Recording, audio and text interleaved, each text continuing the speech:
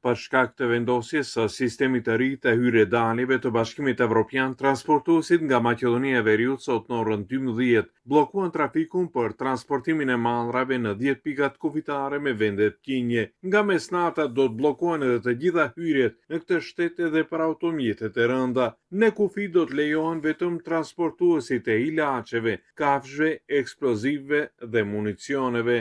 Turskite prevoznici isto не се приклучу. Transportuesit turk gjithashtu ne janë bashkëngjitur në këtë protestë. Ky është diskriminimi i madh që i bëhet transportit rrugor sepse ekziston rregullativ me të cilën BE-ja i ka liruar nga numërimi i ditëve të qëndrimit të gjitha llojet tjera të transportit me anije, me avion dhe hekurrëdhor. Kështu që ne si transportues duhet të kemi trajtim të njëjtë. Ministri i Transportit Aleksandar Nikolovski doli në mbështetje të protestuesve duke kërkuar anulimin e sistemit elektronik për transportuesit.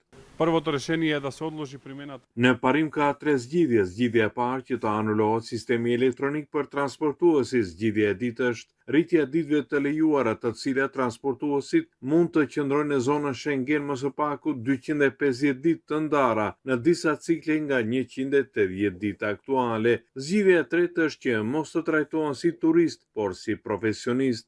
Bllokimi i kufirit nuk vlen për transportin e njerëzve dhe për vetura private.